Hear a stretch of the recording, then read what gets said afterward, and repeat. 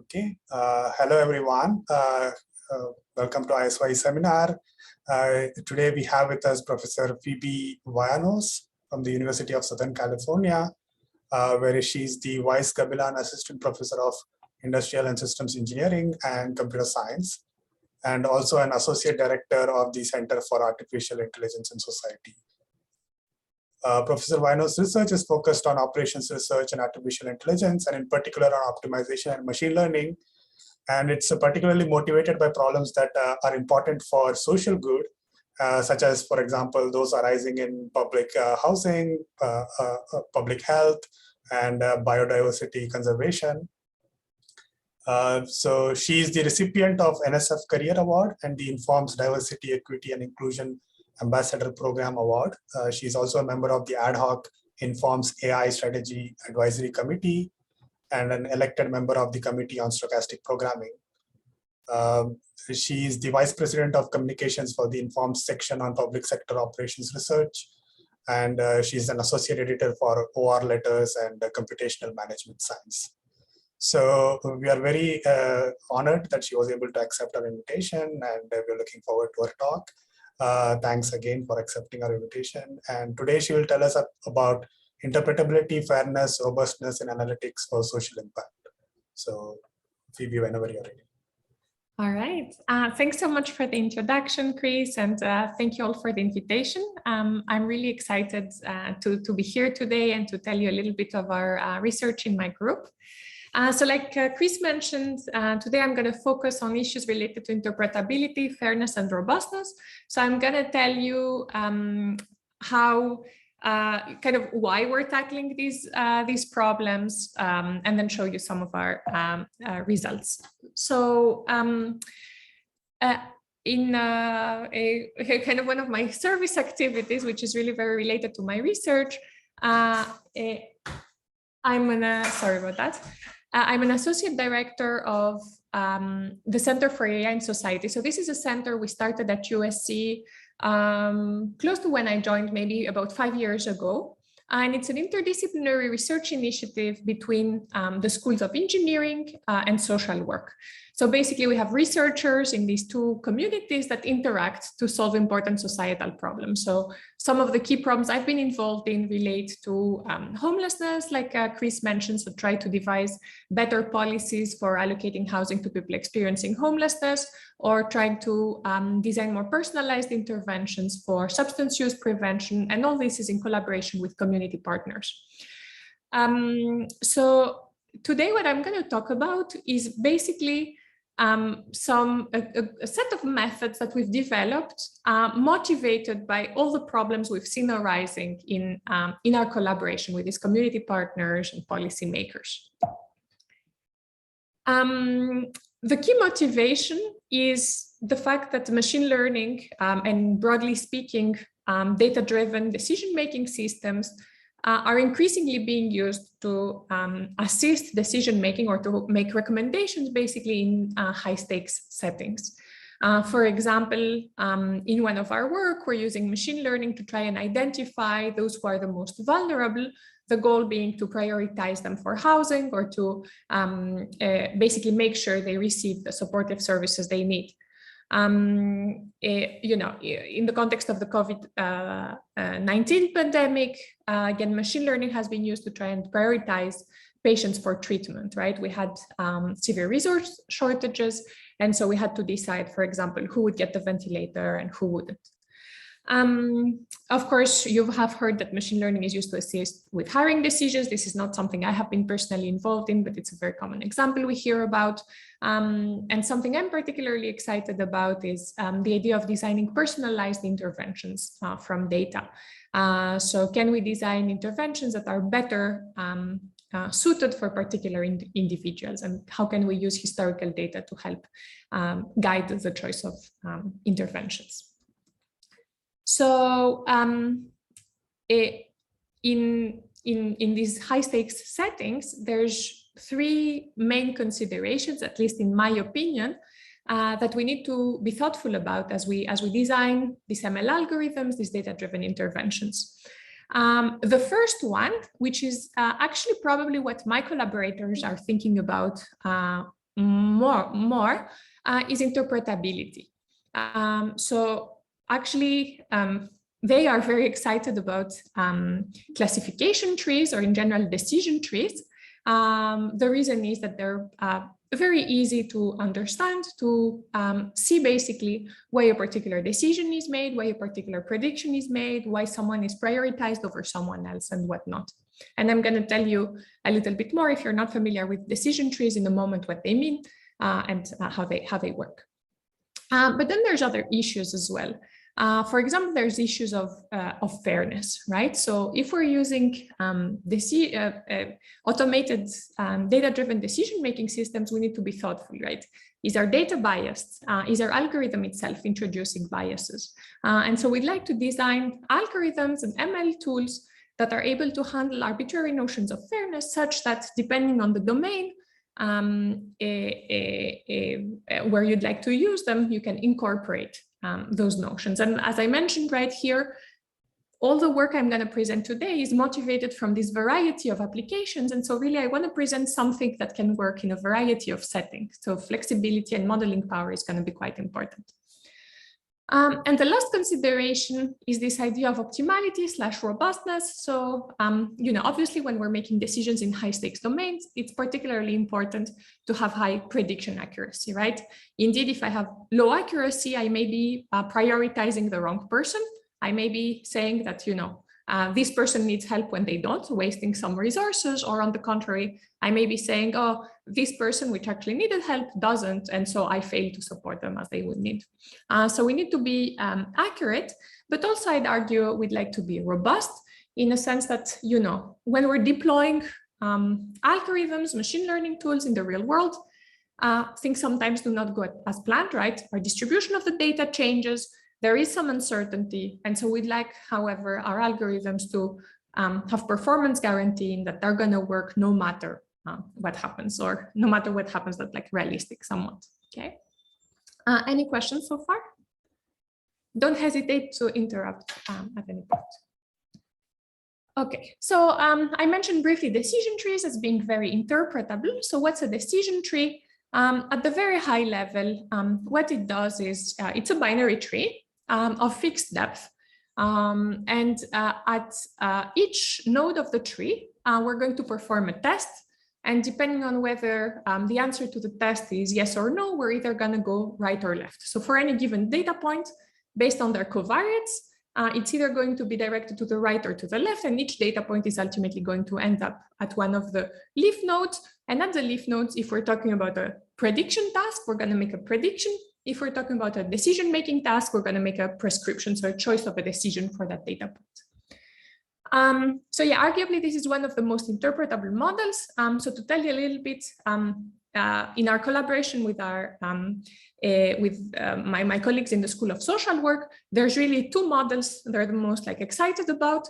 They're decision trees and then scoring rules, which would be like a linear regression model with integer coefficients. These are the two things that they consider to be the most interpretable, and the same go for policymakers and community partners. This is the kind of model that they typically use in their policies and in making decisions.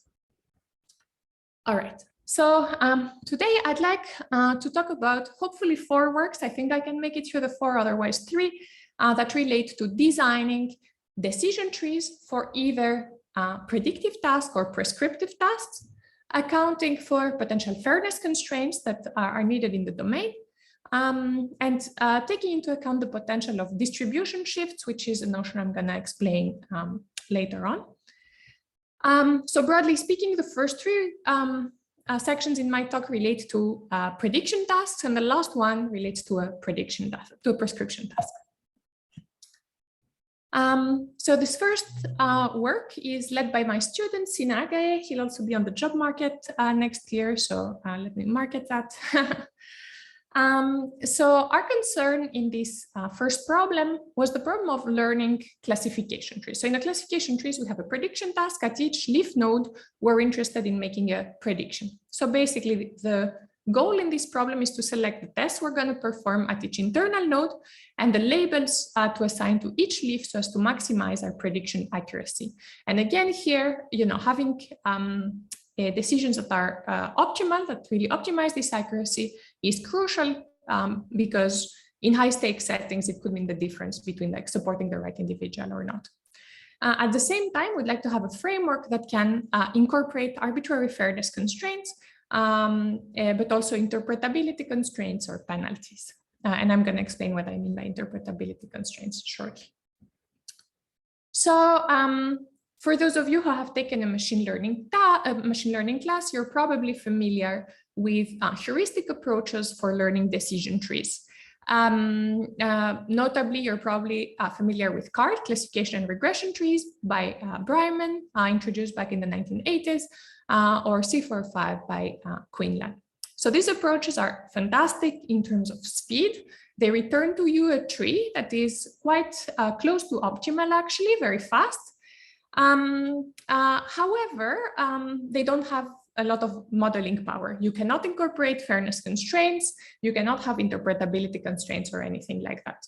So come to the rescue, mixed integer optimization approaches, which, as you can imagine, have a huge modeling power. The idea there is to formulate an integer optimization problem where, explicitly you track where each data point goes, and then you can impose fairness constraints to have the appropriate accuracy by group or whatnot, okay?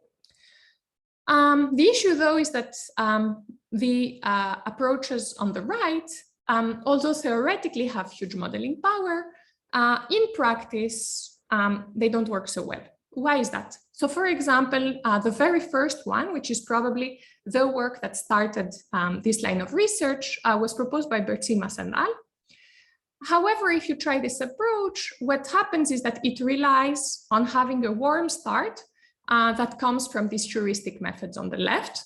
Otherwise, it really takes way too slow to converge. Okay, this means that actually you cannot introduce arbitrary constraints in it, because if you don't have that warm start, then you can't come up with a solution. And so because these methods can't come up with a feasible solution that would satisfy your fairness constraint, then that doesn't really work. The same is true for most of the other methods, for all the other methods. And so what we'd like to do here is to try and bridge the gap between these two approaches to have something that is both fast, but at the same time truly has the modeling power of MIO to be able to incorporate arbitrary fairness interpretability constraints that would be important in these high stakes settings. So what's our key idea? Our key idea is to observe that in a decision tree, so this thing on the left is my decision tree, and each node here is like a branching node in my tree. The key idea is to observe that once we fix the structure of the tree, so once we decide which branching nodes to, which features to branch on, and what predictions to make at each leaf, calculating checking whether a data point is correctly classified or not is actually a really easy task. We just need to check where each data point flows and basically check at that leaf where it arrives, is it correctly classified or not? So intuitively, we can think of this task of checking is our data point correctly classified or not as basically tracking our data point through a flow graph. Effectively, we're going to build a graph from the branching decisions and the predictions, whereby we're not going to allow our data point to flow through branches that it would not be allowed to flow through based on its covariance. So what do I mean? So we attach to each node here, to our root node, a source node, and to all other nodes in the tree, a sink node. We're only going to allow our data point to reach the sink node if at the prediction leaf where it lands, it is correctly classified. So only correctly classified data points are going to be allowed to reach the sink. At each internal node of the tree, we're going to choose the feature to branch on, or we're going to predict a class, depending on whether we want to stop branching early, basically, stop branching early. And at the terminal nodes, we're always going to predict a class. So if we have not predicted a class before, then the prediction is made at these terminal nodes down here. Now let's see. So I'm taking just two examples. We have data point 1 and data point 2. For each data point, whenever it enters a node, there is only one place where it can go. In particular, depending on the feature, if we're branching at the node, depending on the feature that we're branching on and the value of that data point for that feature, we either go left or right. So always there will only be one of the left or right nodes. And similarly, the data point, if we're making a prediction at that node, the data point will only be allowed to reach the sink if it's correctly classified. What this means is that for each node, there's only one path out of it that our data point is allowed to follow. In other words, all the other arcs have capacity 0, which I indicate with dotted lines. So once I fix the branching decisions and the predictions, there's going to be for each data point a graph. And so the graph can be very different for each data point. Basically, each graph consists here of just my green lines. Now, deciding whether a data point is correctly classified or not is the same as checking whether there exists a path from source to sink for that data point. So for example, here, for data point 1, it will enter through the source node, go to node 1, then there's only one option, it goes to node 2, and then from node 2, it's correctly classified and it goes to the sink node. So this data point is correctly classified. On the other hand, data point 2, it will go through this path to node 6. You guys can see my mouse, yeah? It will go to node 6, and at node 6, it's unfortunately not correctly classified, so it cannot reach the sink because there's no basically path from source to sink. So in summary, right, once we fix the branching decisions and the predictions, we have a graph for each data point, and then correct classification is equivalent to having a max flow of 1 through the graph associated for each data point, okay? Any questions so far? So what is the green lines that do not connect to S in any way? So in the first graph, what is the green line from 3 to T imply? Yeah, so each data point will take one path, right? Yeah, very good. So the green lines correspond to the graph associated with the data point. What does this mean? If this data point were somehow able to arrive at node 3, at node 3, it would be correctly classified and it would be allowed to reach the sink. Same for 7. At 7, if that data point arrived at node 7, it would be correctly classified because remember, we're making predictions, right? On the other hand, at node 6, if the data point arrived here, it would not be correctly classified, so it would not be allowed to reach the sink. So the green lines are the graph. And then I'm trying to decide on this graph, does there exist a path from source to sink? If yes, the data point is correctly classified. If not, no. I see. So the data point, the path from S to 3 does not matter. You're just saying whether the edges would exist. Yeah, exactly. Okay. Exactly. Basically, the capacity of this edge is 1, whereas the capacity of the dotted edges is 0. Yeah. Oh, thank you. Yeah, I should have drawn that. You're right.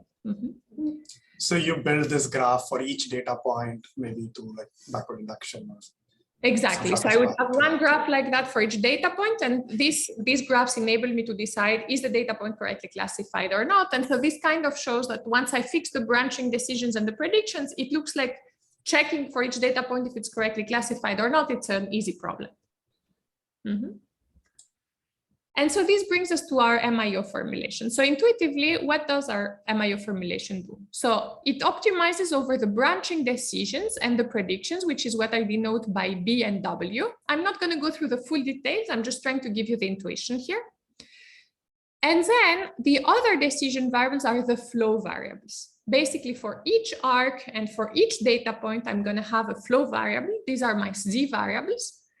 And basically, these Z variables are going to be 1 only if the data point takes that edge, 0 otherwise, okay?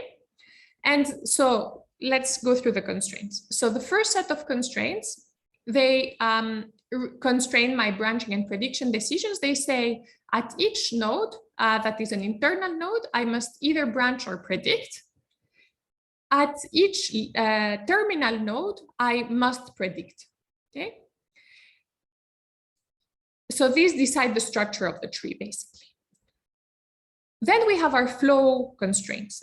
At each node, we must say that the flow that comes into the node for that data point must equal the flow out of the node. So this is just this classical flow conservation constraints. And then we have our arc capacity constraints. So the first one says that at most a flow of 1 can enter the graph associated with each data point. And then these two constraints determine if our data point is allowed to go left or right or neither way. And this last constraint determines if the data point is allowed to go to the sink or not from that specific node. And so, of course, these arc capacities, they depend on the branching decisions and the predictions. Okay, and our goal is really to maximize the flow of data points, which is indicated by this first term, which says I want to maximize the number of data points that make it through their respective sink. We also have a regularization term. This is very common in machine learning to avoid overfitting. In this case, what we're saying is we want to have, we have a penalty term that tries to have as small number of branching nodes as possible in the tree. Okay. So why is this formulation nice? Well, I would argue it's quite intuitive, first of all, but also we demonstrate that it has a stronger LP relaxation than existing methods from the literature. And why is this important? Because it will enable us to actually solve the problem quite a bit faster. So by just solving this different formulation over the ones in the literature, we achieve a speed up, a 7-fold speed up. Not only this, though, our problem formulation has a very nice decomposable structure that we can leverage to yield even further speedups. In particular, once we fix the tree structure, as we kind of noted earlier as well, the problem decomposes by data point because we have one flow problem per data point, basically. So this is an ideal setting for Bender's decomposition that you're all familiar with. So we tried applying Bender's decomposition, but with a bit of a twist. Let me tell you about it. So we start with the main problem. The main problem selects the features to split on, and then the predictions, so the B and W variables. It gives you this as an output, which you feed into one subproblem for each data point I. This subproblem is a maximum flow problem, which is going to basically check if the data point is correctly classified or not, and return a violated constraint for the main problem if not. We then add the violated constraints to our main problem and iterate. What we do, though, is instead of solving the max flow problem, is we solve the min cut problem with a tailored algorithm, which we can guarantee returns cuts that are never dominated. So we have the following theorem, which basically says what I just said, that all cuts that we add to the main problem using this tailored algorithm will be facet defining cuts. So now we have this nice theory. Does this translate to better results, better speed, better accuracy, which is important in these high stage settings? The answer is yes. So here I'm showing in-sample performance improvements. So the optimization perspective rather than the machine learning perspective. On the left, I consider balanced trees, meaning trees where we are not allowed to stop, or where we are allowed, where lambda, basically there's no regularization term, let me say it this way. And on the right, I considered imbalanced trees where we allow for regularization. In the case of balanced trees, we can compare with 3 other approaches from the literature. This binosity and OCT. Our 2 approaches are flowcity, which is our MIP, our MIO, and Bender's OCT, which is our MIO augmented with the Benders. And so these are performance profiles. So how do we read these? And sorry, just to say, for the imbalanced trees, we could only compare to 2 methods because one of the ones we considered here did not work for the case of imbalanced trees. So how do we read these graphs? On the x-axis, we first have time, and then number of instances solved. So here you want to be higher the better. In any given time limit, how many instances were you able to solve? The more, the merrier.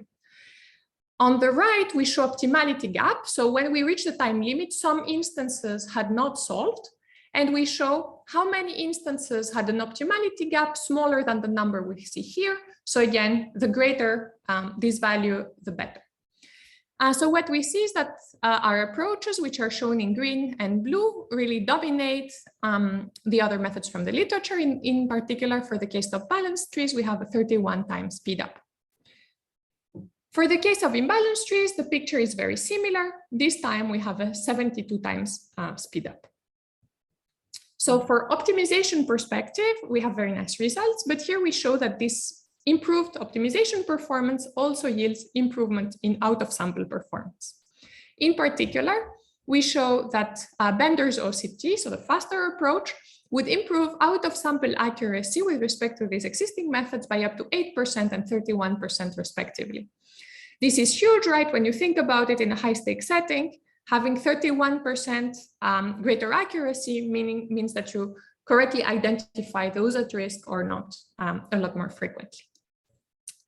Our formulation is also very flexible. It can work on imbalanced data sets. For example, we can replace the objective function with a balanced accuracy or the worst case accuracy. Oftentimes we encounter imbalanced data sets. For example, in one of our applications, we're working on a suicide prevention intervention. And so we want to identify those who are at risk of suicidal ideation.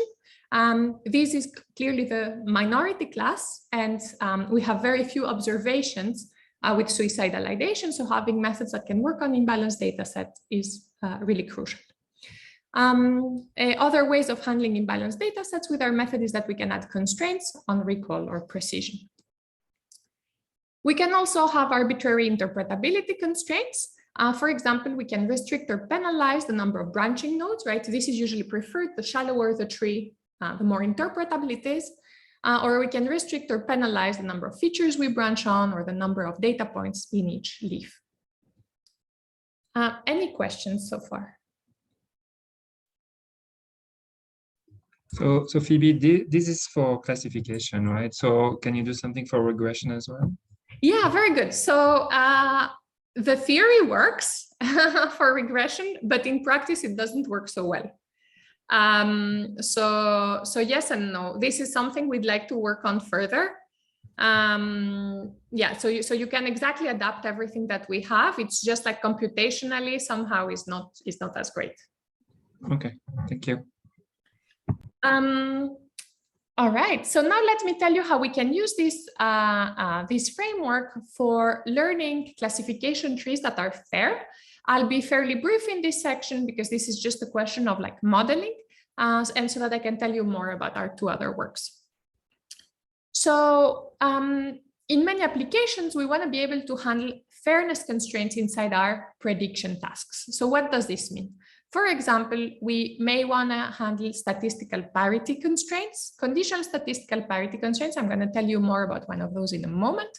Equalized odds, equal opportunity, or predictive equality. So some of these relate to counting how many people of the positive class we want to predict. Some of these relate to error rates. So is our true positive rate the same across different groups? Is our true negative rate the same across different groups, and so on and so forth.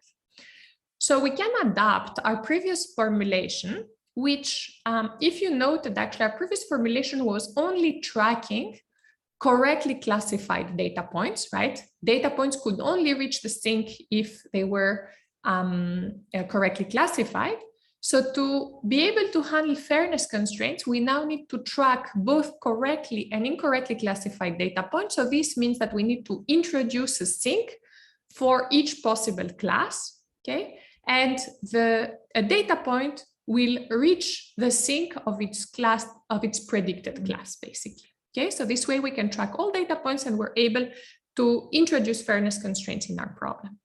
So for example, let me give you an example of a very popular fairness constraint called conditional statistical parity. So this says that the probability of receiving the positive class should be equal across all groups, groups meaning protected groups, conditional on some legitimate feature that's indicative of risk. So mathematically, if we have two groups, P and P prime, and a level L, a risk level L, the probability that our prediction Y hat is 1 should be the same condition on this risk level L, no matter if we are in group P or group P prime. So when we're tracking, why are such constraints important? Well, for example, one of the problems we're working on is concerned with allocating housing to people experiencing homelessness. So let's say we want to try and automate these decisions. So we would require that all people have equal chances of getting housing independently of their race, but conditional on having the same vulnerability score, such that, for example, if one racial group is a lot more vulnerable than another racial group, you would allow them to get more resources. Okay. Any questions on this? Okay. So how can we model such constraints in our framework? Well, it's fairly easy. So we would have as input a fairness parameter, delta. The smaller delta, the more fair we would be. And now we're saying for all risk levels and for all pairs of groups P and P prime, we'd like the following two numbers to be close, to be within delta of one another. This number is 1 whenever data point I is predicted class 1. And this says, let's compare across all data points I with risk level L and protected group P, the proportion that get the positive class to those in group P prime that get the positive class. So we can just inject these in our model and basically generate trees which in the training data would satisfy this fairness constraint. So if the distribution between training and testing is similar, obviously we would satisfy this fairness constraint also in the testing data. So instead of showing you how we model all the fairness constraints, let me just show you some of the results. Basically, we took all the fairness constraints from the literature and showed how we can integrate them in our framework. We took 3 popular data sets from the literature: COMPASS, which is trying to predict the risk of recidivism; ADALT, which is trying to predict if someone's income will exceed 55K; and German, who's predicting if someone has good or bad credit. And in each of these data sets, we have a different marginalized group. So here we're going to compare to a heuristic method from the literature by Kamiran and al. Called discrimination-aware decision trees. This approach only worked on conditional statistical parity. So, on statistical parity. So we can only compare to them for that constraint. And so here we did that for all 3 data sets. Each column is a different data set.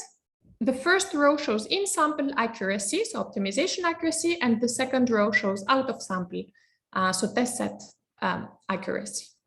The filled line, so not the dashed line, the full line is our approach. The dashed line is this other approach from the literature. And the dots indicate a different fairness bound.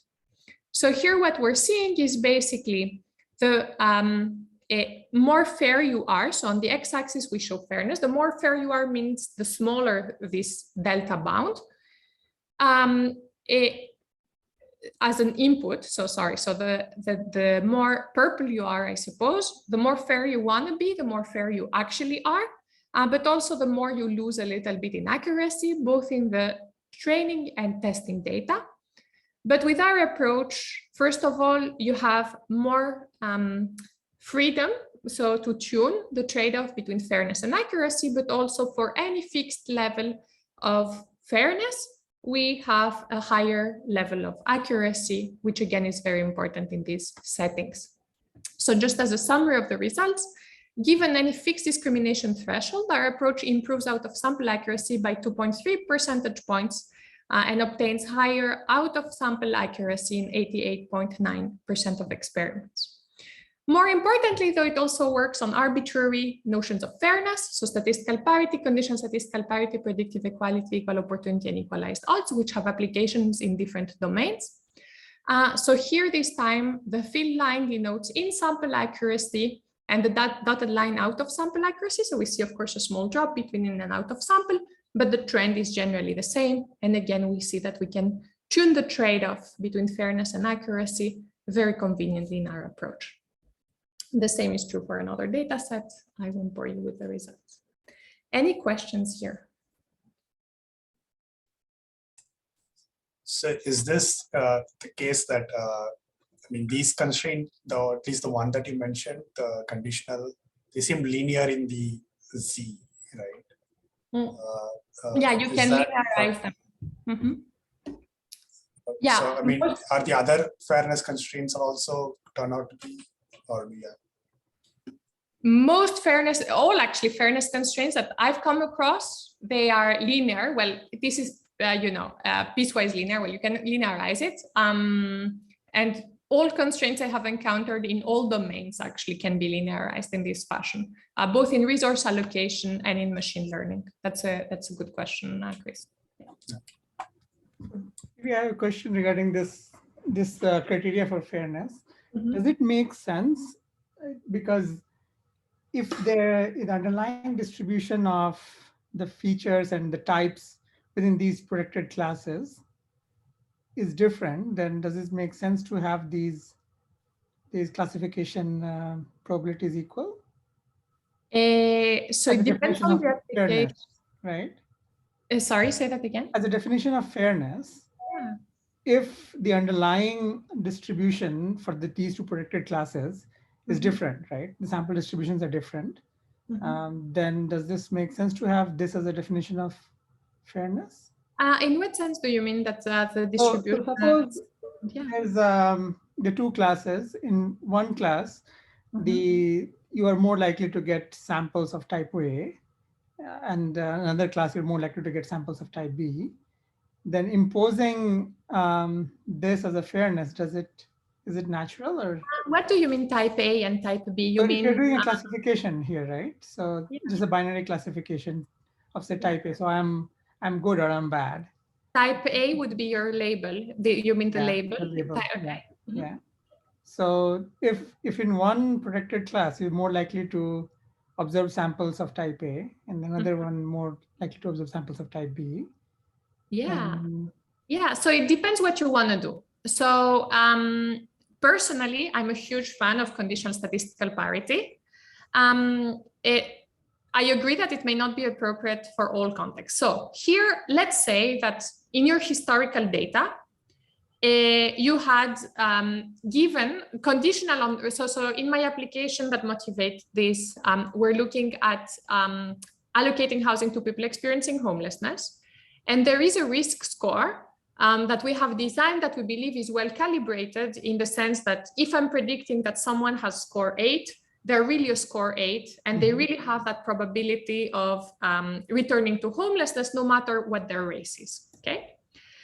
And now we're saying, well, historically, we see that conditional on having a certain risk score, actually we didn't have, this was not satisfied, meaning that, for example, we had Black people who were at high risk of returning to homelessness, that actually were getting resources at far lower rates than their corresponding white counterpart. So now if I trained a machine learning model not using this fairness constraint, let's say I wanted to just automate what was happening in the past, right? What I would do then is I would replicate this like historical bias in my ML model.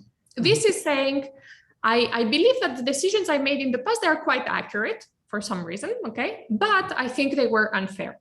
So I want to correct that bias, and I want to say now that conditional on having the same risk, no matter if you're white or Black, you should have the same chance of getting a resource. So it means that the trick lies in identifying this special feature, right? Right, good. So the risk score is very critical. You're absolutely right. That is invariant across the different classes. Exactly. You're absolutely right. Then how do we select, how do we find this feature? So this depends on the application, and you need to go through like a discussion with policymakers to identify what is appropriate as a way to differentiate people who deserve a resource or not deserve, quote unquote. For example, in our case, we're using a score that's a linear rule that is predictive of some adverse outcome that would happen to you if you were not to receive any resource. So if I don't give you a resource, you have some chance of getting adverse outcomes. For example, going to the hospital, going to prison, dying on the street and whatnot. I want to have a score that's predictive of that.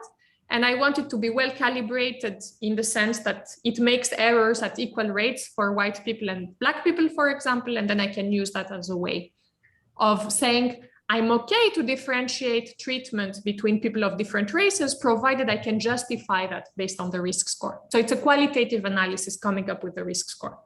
But even from data, we should be able to identify the concept of this feature is that using this feature, you have sufficient information for classification irrespective of the group membership of the sample, right? No. No, I think it's an ethical question, deciding what the appropriate risk score is. But maybe we should talk about this more offline so that I can move on with the presentation, but I'd love to talk more about it. Yeah, sure. My sense is it's qualitative analysis. Yeah. All right. So just a quick question here, but yeah. Isn't the way we construct that feature could also embed bias, right? Isn't this like removing the problem further upstream, and so now we have to deal with the fairness of the label itself, right? With and the fairness of this risk level, the L. Yeah, that's right. Right. Mm-hmm. That's Yeah, you're right. Now we need to have constraints on how we design the score or something like You're that. right. You're right. You're right. Yeah. Yeah, you're right. It's a challenging task constructing this risk score, but we've been part of a group that has contributed to the design of these scores. And so to me, it seems doable. It is challenging. The main challenge, though, is more in talking with policymakers to agree on what would be a score and what outcome should that score predict that we're comfortable discriminating on in some sense, because you're using this feature to discriminate somehow, right? Yeah. Okay. All right. Okay, so now I'm going to move on to the third part of my talk. I think this is going to be the last part I can cover, but it's perfectly fine. So here we're trying to learn classification trees like we've done before, except that we'd like those classification trees to be robust to what is called in the machine learning literature distribution shifts. So what's a distribution shift? I'll tell you in a moment. It's basically a shift in data between training and testing. So why could these shifts occur? So let me give you a very concrete example. So with my collaborators in the School of Social Work, we are part of a very large project called the SESTER project, which is concerned with helping improve the way in which resources, housing resources for people experiencing homelessness are allocated in LA. So this involves, this is in collaboration with LASA, the Los Angeles Homeless Services Authority, and then with social science researchers at LensCo and the University of Missouri, and data scientists at UCLA and California Policy Lab. So this is an interdisciplinary group, and each of us is tasked with a different part of this project, okay?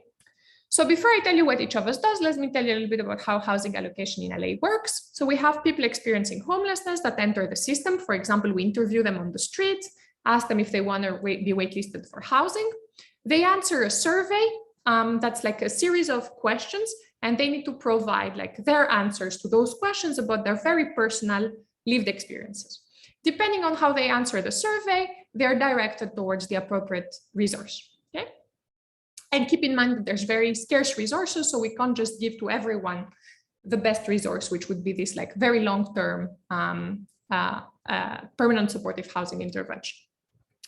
The questions they need to answer, they relate to history of housing and homelessness, to various risks they have been facing, to socialization, daily functioning, and wellness, okay? So now there were three parts to our project.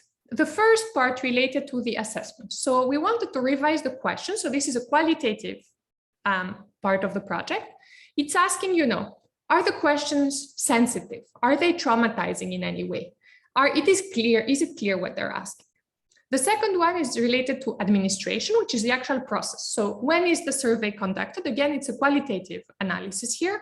Where is it conducted? Who conducts it? Does the person experiencing homelessness knows the person interviewing them or not? And the last one is like where we are involved in, which relates more to the application. So how can we match people to resources? How can we devise a better scoring system for predicting vulnerability and whatnot? Okay.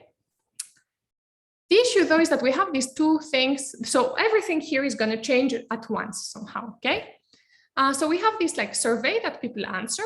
And now we're going to be changing this survey. Why are we going to change it? Let me zoom in on a few of these things because it's very small here. So one question asks, do you ever do things that may be considered to be risky, like exchange sex for money, run drugs for someone, have unprotected sex with someone you don't know, share a needle, or anything like that? So this question is super personal.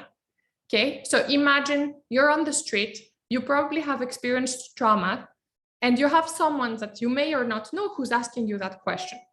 And that question is also not very precise because it's saying or anything like that at the end. So how I'm going to answer this depends a lot on the circumstances, depends a lot on how the person doing the survey is going to phrase it for me, how supportive they're going to seem in the whole process and whatnot. So as I mentioned, right, our colleagues are working to try and rephrase those questions and try and train the individuals who are doing this survey so that it can be the least possible traumatizing, making sure we get as accurate information as possible, and so on. Another example is, are you currently able to take care of basic needs like bathing, changing clothes, using the restroom? So again, very, very personal, same comment. So they're working to rephrase all of this survey. Of course, making the survey more sensitive and changing when, how, and who should give the survey is going to change the distribution of the data, right? We were collecting data one way, we're changing the way in which we collect data. Invariably is going to change the way people answer, okay? They may answer more truthfully, they hopefully will be more comfortable. It will also be hopefully a less traumatizing experience, but the result is the same. We, as the data science part of the team, are using the historical data, right, which was collected in a particular way to train our ML models. And if we don't take into account the fact that the distribution of the data is going to change and we just use the new data we collect as if there was no change, our machine learning models are going to perform quite poorly. And same for our resource allocation models. Today, I'm going to be talking just about machine learning. So, for example, let's say we want to try and improve the prediction of who is the most vulnerable, something that it seems you guys were particularly interested in. Again, we need to be robust to these distribution shifts. Otherwise, our ML model risks performing very poorly. So let me show you as an example what could happen. So here, we took just data from the ISyE machine learning repository, okay? On the x-axis, I'm showing accuracy, and on the y-axis, the number of perturbed data set that had a particular accuracy. So what we did is we took our historical data set, we trained an ML model. This dotted line here is the accuracy we expected to get, which is 0.87 or something, okay? And then we said, well, actually, suppose that our data shifts now as we deploy. What will our test set accuracy be? This is what is shown with the distribution in green here. So what you see is that actually for some realizations, the accuracy could be quite a bit lower than what you had expected, whereas, you know, in principle, we would expect train and test accuracy to be quite close. So there's a significant deterioration in accuracy when there are distribution shifts. And here we trained a classification tree to show the specific setting that we're interested in. So what we propose to do is to try and learn classification trees that from the onset are going to be robust to shifts in the data. How do we model these shifts? We're going to take the point of view of robust optimization. So we're going to say, oh, something I didn't mention is that in most of the data I work with, the covariates are discrete or categorical, or because they're like social science data sets. So we rarely have real valued entries. So we need to have a model that works when our data is actually discrete, which is also quite unusual when you're taking a robust optimization perspective. So here what we're saying is the X's are going to be our allowed shifts. So for any given data point, for any given entry in our data set, any given row and column in our data, it may shift by an amount Xi, which we don't know. Okay, that shift can be positive or negative, and there's a bound on the total amount of shifts, which we call epsilon. For each deviation, I incur a cost, which we call gamma Fi. And now you may tell me, well, Phoebe, what are all these values here? What is gamma Fi? How do you come up with epsilon? There's actually a very nice way to calibrate this data set. And what we're doing really is we're working with our qualitative team to come up with probabilities that the data will shift, basically based on how we believe that the change in the way we ask the question will impact the way in which they are answered. So there's a qualitative component in calibrating this. But more concretely, what we do is we assume that we have a symmetric geometric distribution with different parameters. And all we need to come up with our partners, with our collaborators, is come up with a parameter of this geometric distribution. Okay, so how flat is going to be, how heavy tail is going to be. And just under this assumption that we have a symmetric geometric distribution for each feature with known parameter, we can actually calibrate the parameters of our uncertainty set using a maximum likelihood approach. So at the high level, what this does, I'm not going to go through the detail of the math. I'm happy to talk about it later. So we're saying that we want to consider all the realizations of the shifts that have a likelihood that is at least lambda, the maximum likelihood realization. So at the top, we have the likelihood of a particular deviation. At the bottom, we have the maximum likelihood realization. And we're saying that the ratio of the two should be at most lambda. So the smaller lambda, the more robust our framework, the greater lambda, the more we hedge against only the realizations that are very likely. Okay. And this, we can rewrite it after a little bit of shuffling in the form I showed you earlier. So it's not like arbitrary parameters that we come up with. They come from the distribution that we design with our partners. All right. So now that we've fixed our model of uncertainty, and maybe let me take a break for questions here. So these parameters are estimated from the new survey samples, right? So these parameters of the geometric distribution, so the QF, which is the parameter of the geometric distribution that we choose for feature F, they are not estimated from data because we don't have access to the new data. They are informed from discussions with our collaborators. Something we are investigating as well is try to use data that's publicly available to cross-match what we expect overall this distribution to look like, but we haven't done that yet. So right now we're just discussing with our collaborators and they're saying, well, look, for these questions, we believe that Black people used to not respond well because they not respond comfortably. And we believe now we will see more ones for that response. And it's like, okay, how many more ones? So this is the kind of discussion. So it's very soft, but as we will see, our approach is actually robust to misclassification of these values. So you want to have a rough picture of what those look like, but it's not super sensitive to the exact value. I'm going to show that in our results. Thank you. All right, so our model. So what we'd like to do is to decide on the tree structure. These are the same BW I had in the first part of my talk that are going to maximize the worst case number of correctly classified data points. So for any fixed tree and shift in the data, what I can do is track where will each data point land and then check at the point where it lands, is it correctly classified or not? And basically, I have like an adversary here that's trying to find the worst shift so that I'll have the greatest possible misclassification rate. Okay. The issue is that this number of correct classifications is highly nonlinear in both the choice of BW and ISyE, the reason being that we have this highly nonlinear tree, right? However, though, we can use the model I talked earlier about, which decides whether a data point is correctly classified or not by solving a flow problem, to basically reformulate its this inner function here as a maximization, a maximum flow problem.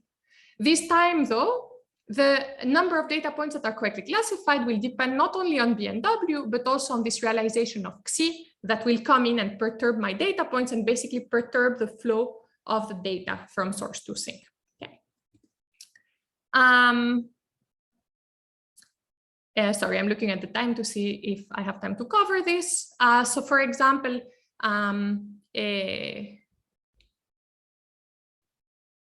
this data point, so here, this data point, this yellow thing is the perturbed path. We see that this guy is not correctly classified.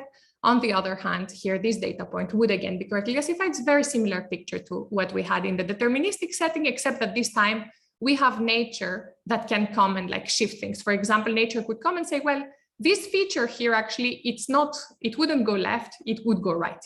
And so that data point would be incorrectly classified. So nature introduces perturbations to the path such that I start to misclassify things. All right, so now how do we solve this problem, which is a two-stage robust optimization problem? We're going to create an algorithm that's going to be a variant of what we did for the deterministic setting. First of all, we're gonna dualize this maximum flow problem to have a minimum cut problem. So then we'll have a max min, where the mean is both over the worst case shift and over the minimum cut. So the details are not super important. You need to trust me that this is the dual problem of this maximum flow problem. So again, we have now a single stage robust problem that maximizes the worst case. How do we solve this problem? Well, we solve it like we solved the deterministic problem, except that this time we're going to identify worst case perturbations Xi. And for each perturbation Xi that we identify, we're going to identify the corresponding minimum cut. All right. So this will be our main problem that we had before, and our subproblem. In the first part of my talk, only Q was optimized in the subproblem. This time we optimized both Q and Xi in the subproblem. So very, very similar idea. Main problem, optimize features to split on and prediction labels. The subproblem this time finds both the worst case perturbation and the minimum cut, but everything works otherwise very similar.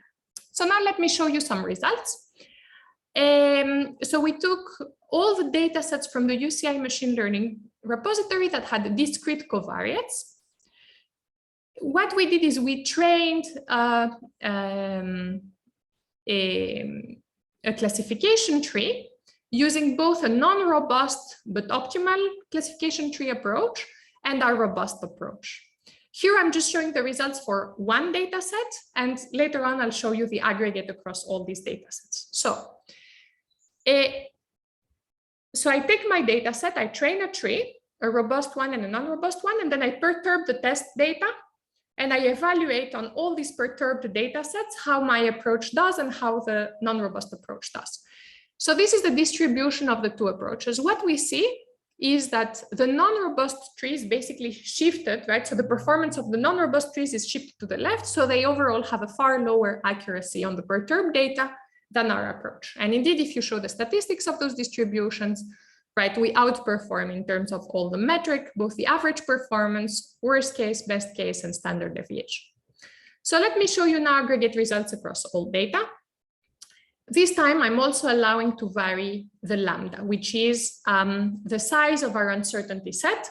Remember, the smaller lambda, the more robust our approach. The greater lambda, the closer I'm only hedging against the maximum likelihood realization. So as we vary lambda, we're showing on the left axis the difference between the worst case accuracy of the robust approach versus the worst case accuracy of the non-robust approach. So positive numbers mean that our approach outperforms, the robust one outperforms. With the blue color, no squares, we are showing the performance under the perturbation we expected. So what if my geometric distribution that I expected is actually correct? What we see is that, you know, we are positive throughout unless we start being not too robust. And in that case, we start performing similarly to the deterministic approach. What is very interesting in this figure, I think, is that the performance under unexpected perturbation. So now we're saying, you know what, we used some Qs for our geometric distributions, these parameters for those features, but that Q turned out to be wrong. It was within plus or minus 0.1 of the probability we expect.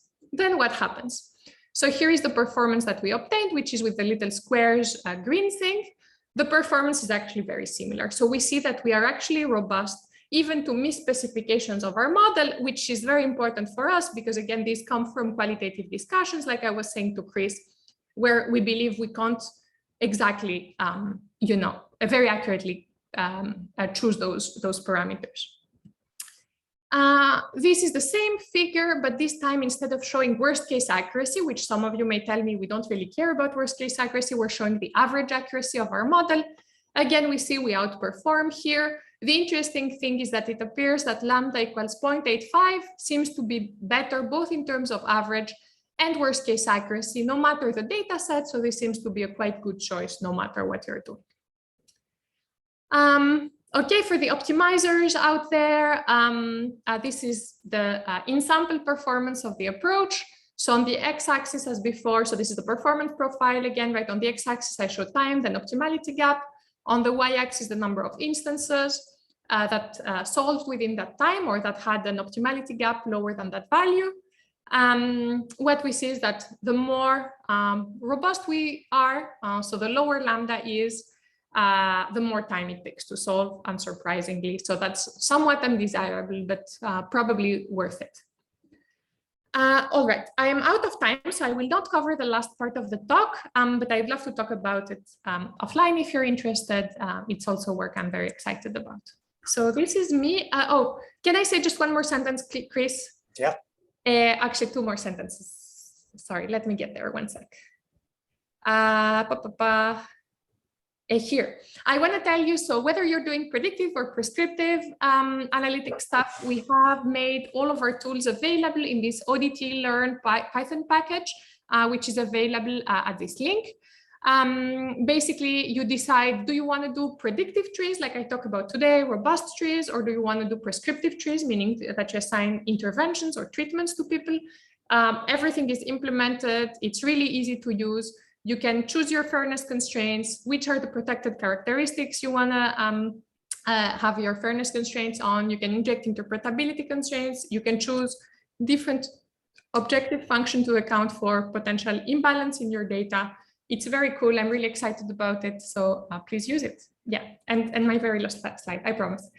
So I hope that through this talk, I convince you that integer and robust optimization are actually very, very powerful tools for doing predictive analytics and, trust me, also prescriptive analytics in high stakes domains. You can capture fairness, interpretability, and robustness requirements in ways that, with non-optimization approaches, we wouldn't be able to do as well. So yeah, that's me. Thank you so much. Thank you, Phebe, for a wonderful talk.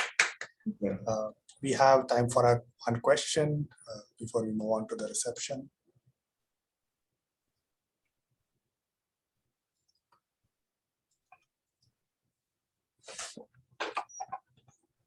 So if I may ask the question, you mentioned that these methods can be used for regression as well, right?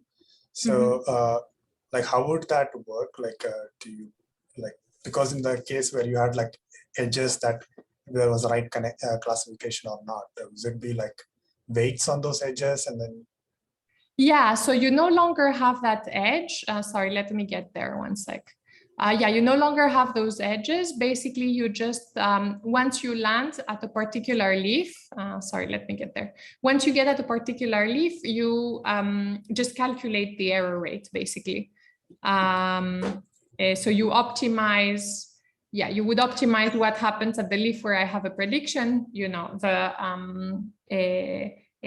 how far you are from the median, basically. Yeah, as I said, I'm not, so it does work better than what is out there. Still, there's like one more approach, which I believe appears in the PhD thesis of Jack Dunn, a PhD student of Dimitris Bertsimas. So it does work better than that, but it's not fantastic. Like, I don't think it's in a place where you could use it in practice for like real applications. So yeah, we were disappointed because we're like, oh, cool, this works very nice. And then, yeah, it was not impressive. I think that you can do stuff to make it better, but we haven't worked on that actually. Yeah. And most problems, to be fair, most problems I encounter, they're classification problems. So it has not been a main focus for my research agenda. Yeah. Okay, so thank you once again, Phebe. We can end the official part of the talk here, and I'll stop the recording.